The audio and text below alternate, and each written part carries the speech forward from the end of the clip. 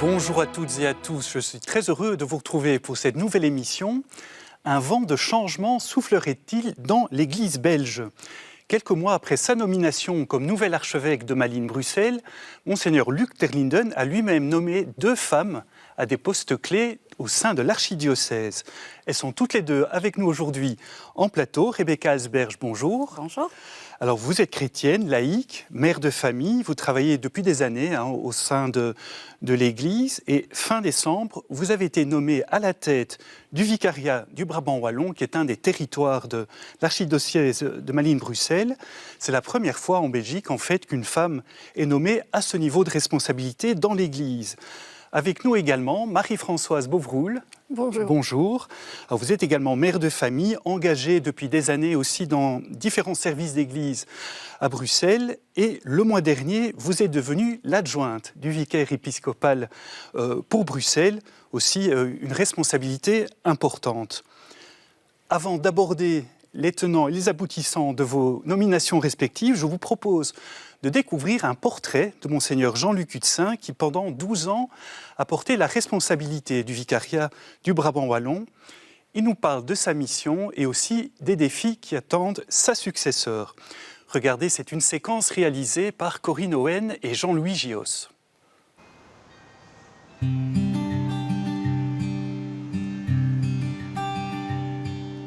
Ce matin, le sanctuaire de Banneux commence doucement à s'animer.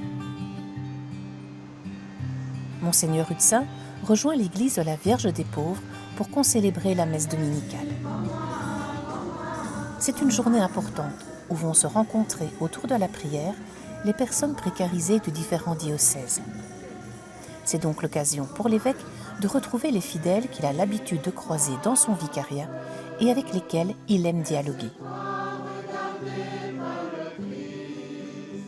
Né en 1947 à Boisfort, c'est après des études d'histoire et de théologie qu'il est ordonné prêtre. Il sera pendant de nombreuses années prêtre de paroisse et co-responsable de la pastorale étudiante à Bruxelles. En 2011, il est nommé évêque auxiliaire pour le vicariat du Brabant Wallon de l'archidiocèse de Malines-Bruxelles. Donc j'ai pu exercer ce ministère pendant 12 ans, un peu plus. Le sentiment avec lequel je vis pour l'instant, c'est une immense reconnaissance. Et j'ai dans le cœur beaucoup de joie d'avoir pu vivre tellement de belles choses par le fait d'être chargé de ce ministère-là. Et donc de la reconnaissance pour la joie que peut représenter d'accompagner un vicariat, puisque c'est ma mission à moi ici au Brabant Wallon, d'être accompagné aussi par un nombre important de collaborateurs, de collaboratrices, et qui m'ont beaucoup apporté, dont j'ai toujours eu le sentiment qu'ils m'ont beaucoup soutenu, qui m'ont beaucoup aidé, qui m'ont interrogé aussi, mais avec beaucoup d'amitié, de fraternité. Donc voilà. C'est important pour vous d'être entouré d'une équipe solide ? C'est fondamental. Je ne vois pas comment on pourrait être à la hauteur des défis qu'on entend, des appels que le Seigneur nous lance, en y répondant tout seul. C'est pas possible, puisque d'ailleurs la mission, c'est de mettre les gens ensemble pour travailler, si soi-même on ne le vit pas. Et j'ai eu une chance formidable d'avoir pu travailler avec les adjoints, l'adjointe, les doyens, les prêtres, mes conseils, de façon très dialogante, je crois, très fraternelle aussi.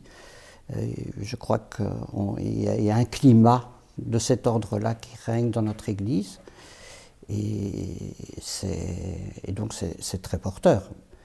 Mais voilà, avec le thème de la synodalité, dont on parle beaucoup ce temps-ci, c'est quand même ça, c'est comment vivre les choses ensemble, réfléchir ensemble, être réceptif aux appels en le faisant ensemble, en se soutenant ensemble, en s'encourageant ensemble davantage, quels que soient les lieux d'église où cela doit se vivre, et aussi dans notre rapport à la société, au monde qui nous entoure. Donc pour moi c'est essentiel.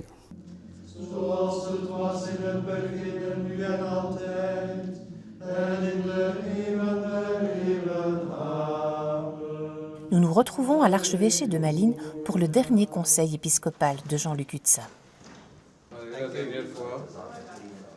C'est au tour de l'archevêque que les proches collaborateurs des différents évêques se réunissent pour donner les impulsions pastorales nécessaires aux différents diocèses. Avez-vous vu une évolution dans la pastorale au cours de ces années? Oui, en particulier sur cette question-là, de travailler plus ensemble. On a développé le projet des unités pastorales, on partait de 170 paroisses en gros, qui existent toujours, c'est pas ça, mais qui se fédèrent, qui ont une charte de projets communs, et je crois que ça a changé beaucoup le climat. D'abord entre les communautés, mais aussi entre les prêtres qui étaient invités, il n'y avait pas, il fallait le faire, travailler plus ensemble, avec les animateurs pastoraux, avec les diacres, et donc les staffs, les permanents travaillent beaucoup plus ensemble. Et on a fait une réflexion en vue du synode justement au niveau local, et c'est quand même un des points qui avait été largement souligné, que le climat avait changé parce qu'on vivait avec des communautés qui s'écoutent, qui se parlent, avec des réticences parfois ou des résistances, ça fait partie du dialogue, mais qu'il y avait un esprit de communion beaucoup plus grand. Et je ne peux que m'en réjouir, parce qu'une des missions de l'évêque, c'est quand même de mettre de la communion dans la différence, justement, c'est ça l'enjeu, mais de mettre de la communion entre les personnes, entre les communautés, avec l'Église plus large, avec les responsables. Voilà, oui, de ce côté-là, il y a certainement quelque chose de plus grand, de plus fort qui s'est mis en place, et du coup, une Église plus fraternelle. Et ça c'est essentiel dans le témoignage, je crois. Si on se revendique du Christ et de l'Évangile, d'avoir une Église effectivement plus fraternelle, plus à l'écoute, plus entreprenante pour aller vers l'autre, pour mettre en commun ses richesses, mais ses interrogations aussi. Jean-Luc Hutzat croit à l'engagement de l'Église dans les enjeux importants de la société et de la planète. Il n'hésite d'ailleurs pas à affronter la neige et le froid, comme lors de la marche annuelle pour le climat organisée à Bruxelles. Et quels seront les enjeux, pensez-vous, pour ceux qui vont vous succéder?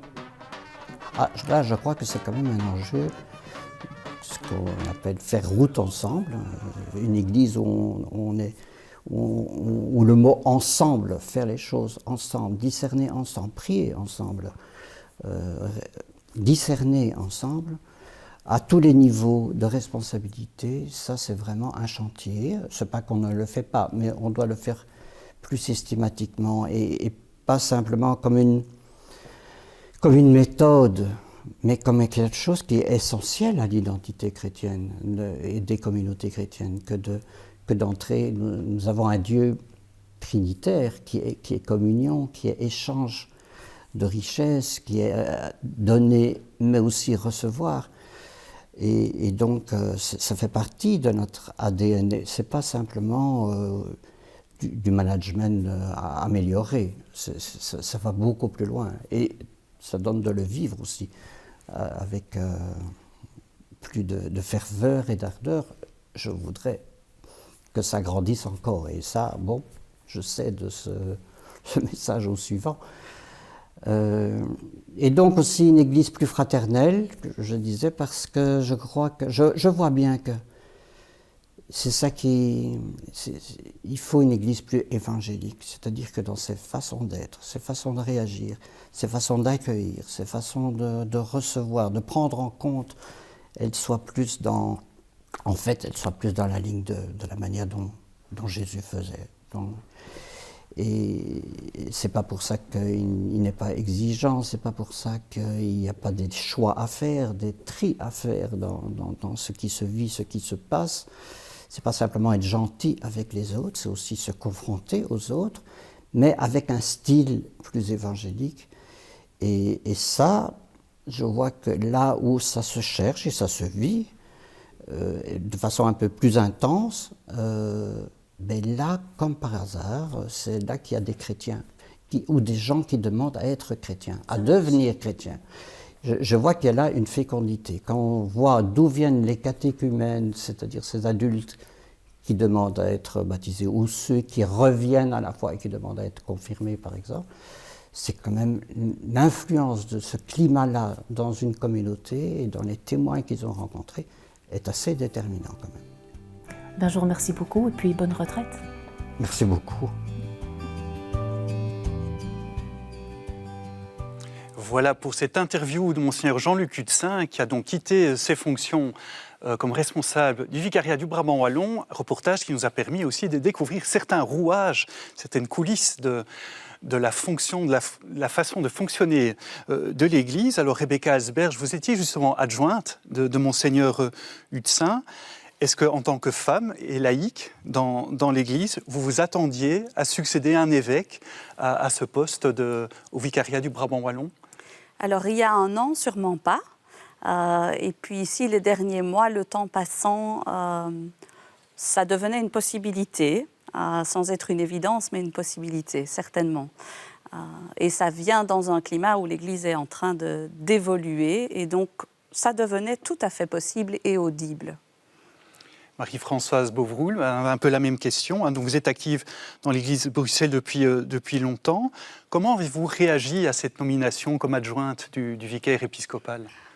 Je suis vraiment heureuse, je suis ravie. Bien sûr, au départ, un grand étonnement, une certaine perplexité. Vous n'y attendiez pas? Ah non, mais vraiment, cet étonnement, cette perplexité vraiment nichée au milieu d'une grande joie. C'est vrai que depuis le départ, depuis son ordination, l'archevêque avait dit son désir de confier des postes de responsabilité à des femmes. J'ai entendu ce propos comme tout le monde, mais dans ma tête, c'était resté très théorique. Jamais je n'ai pensé que cette phrase pouvait me concerner à un moment donné. Mais c'est vrai que sur le plan de la diversité humaine, c'est vrai que c'est une bonne chose que des postes de responsabilité soient confiés à des femmes, tout en disant quand même que le critère premier doit rester la compétence propre de la personne. Mais que sur le plan, oui, c'est vrai que toute cette diversité doit être représentée dans l'Église, hommes, femmes, les 5 continents, la dimension intergénérationnelle, etc. Alors, en Belgique, ça fait quand même plusieurs années que des femmes occupent des postes de responsabilité au sein de l'Église, de plus en plus.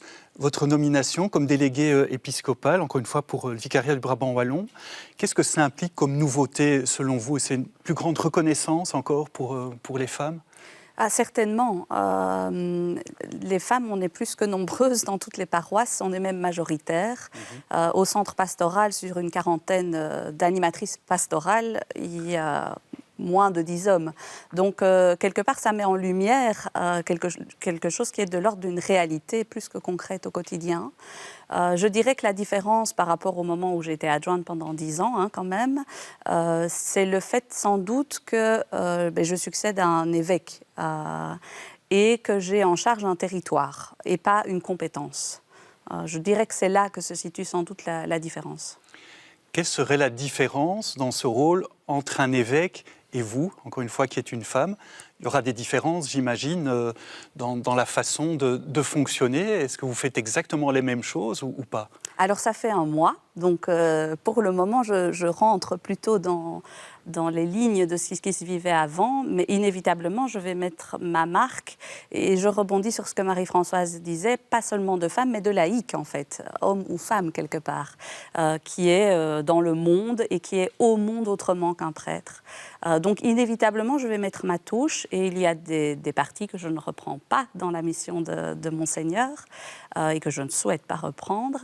Et c'est aussi au niveau de notre diocèse, on va mettre en place sans doute des autres manières de fonctionner et d'être plus proche de notre archevêque. Donc il y aura des choses pareilles et puis des choses différentes peu à peu. Marie-Françoise Beauvroul, vous allez fonctionner en tandem avec un homme, un prêtre, Tony Frison en l'occurrence, qui est le vicaire épiscopal. Qu'est-ce que cela implique qu'il y ait un homme, une femme qui vont collaborer? Vous allez aussi vous rapporter votre touche en tant que femme dans cette fonction? Oui, c'est clair, on va former tandem, mais un tandem, ça ne sort pas comme ça du nid tout prêt, fonctionnel, solide, équilibré, ajusté. Donc il va falloir effectivement que chacun amène son charisme propre et puis il y aura une alchimie commune qui pourra alors prendre corps à condition que chacun puisse de manière ouverte, libre et profonde se donner à cet emploi. Et moi je m'y attelle et je sens aussi ce désir chez le chanoine Tony Frison et donc effectivement je suis très confiante. Quelles ont été les réactions à votre nomination, que ce soit parmi vos proches, dans l'Église à Bruxelles? Il y a eu des réactions positives, peut-être moins positives aussi à votre nomination? J'ai reçu beaucoup de messages, de mails, de félicitations, d'encouragements, de soutien, de joie. Je suis honorée vraiment de la confiance qui m'est faite et après coup, je me suis vraiment dit que j'avais besoin de cette confiance de démarrage pour qu'au départ, la sérénité, la paix, la confiance puissent m'envelopper, me protéger, me lancer. Et donc je suis vraiment très heureuse et je remercie toutes et tous pour leur soutien. Alors, on va aborder un peu plus tard vos fonctions respectives, en quoi ça va consister. Peut-être aussi Rebecca Asberge. Donc, vous, c'est un petit peu la situation inverse que celle de Marie-Françoise. C'est vous qui êtes la déléguée épiscopale et vous avez pour adjoint un prêtre.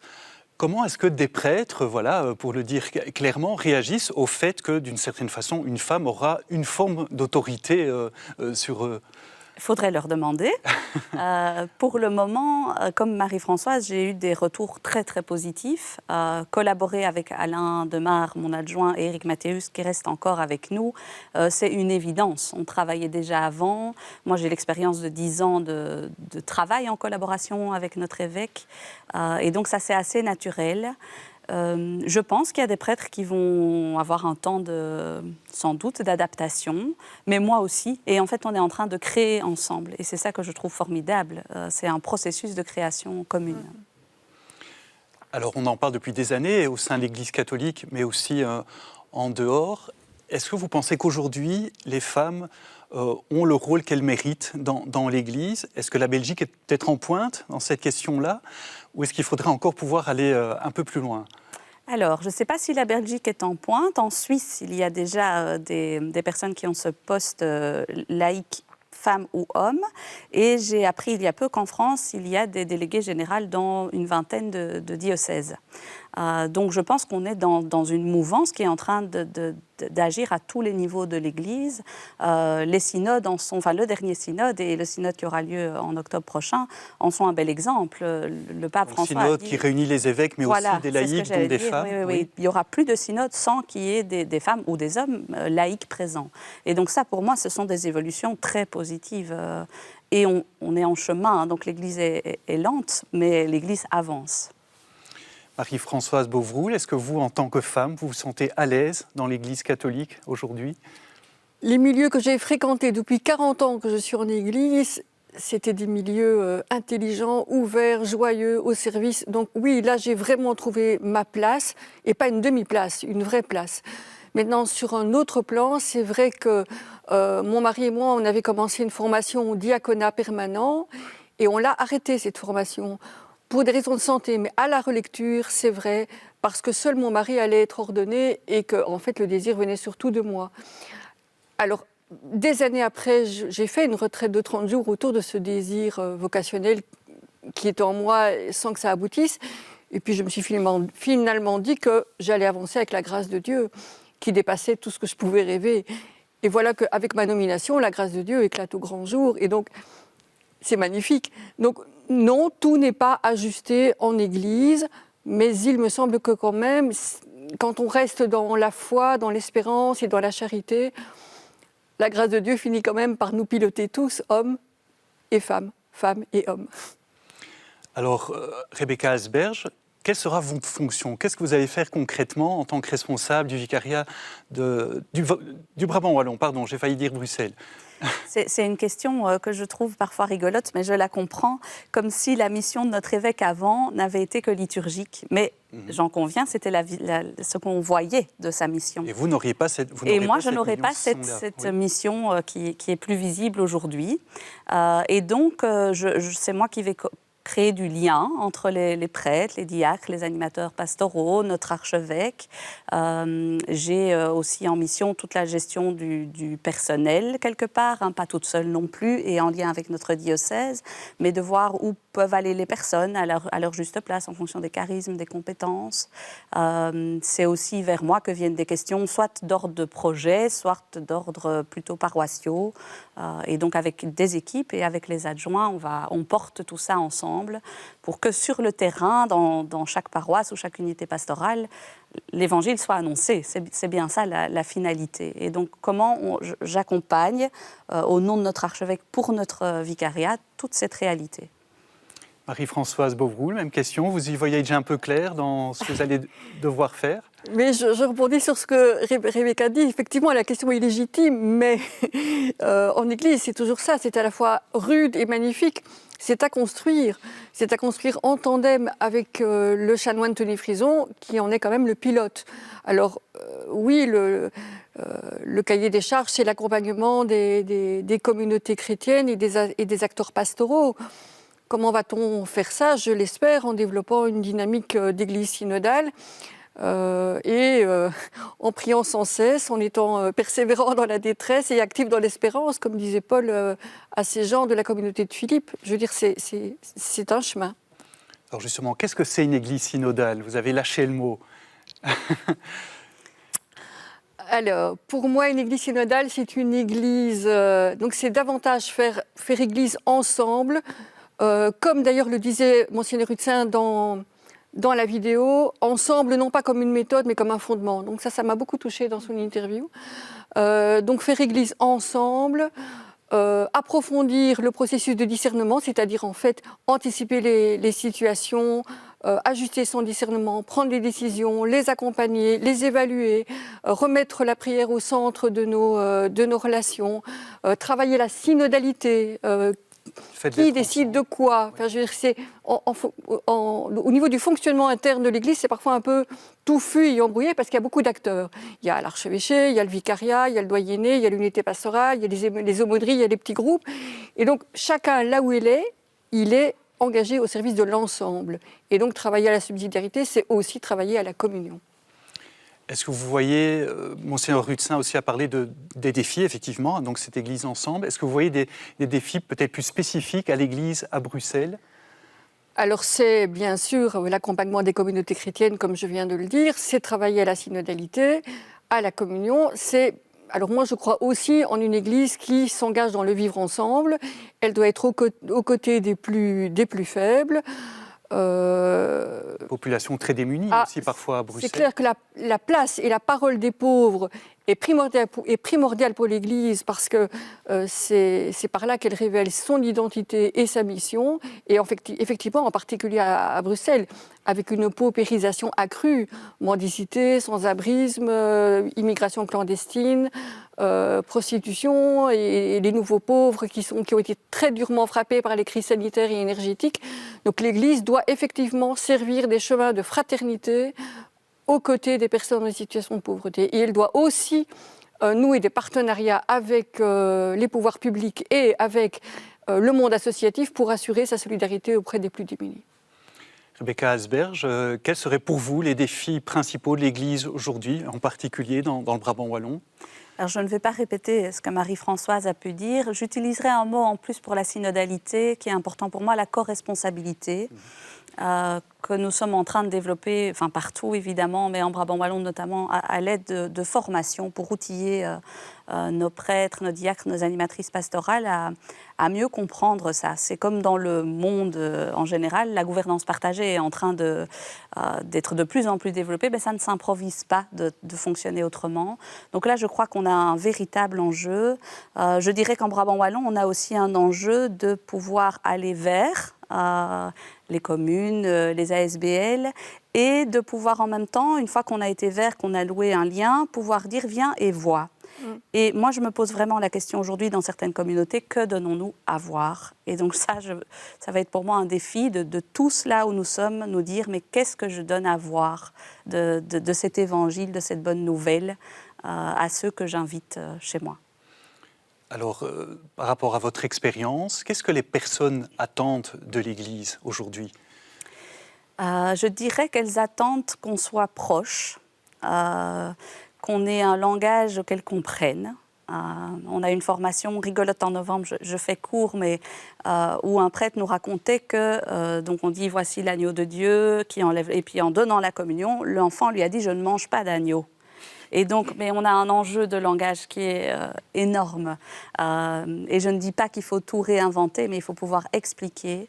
Et un enjeu de rejoindre les gens, on l'a vu dans le reportage, toutes les questions écologiques, et d'être dans leur vie, pas à côté de leur vie, dans leur vie.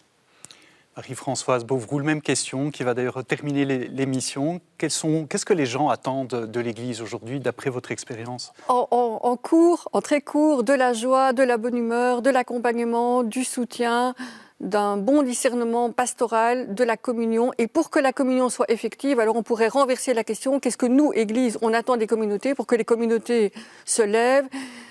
On voudrait que les personnes, que les gens s'engagent au service de la communauté, tant au niveau du travail pastoral que pour soutenir le culte, pour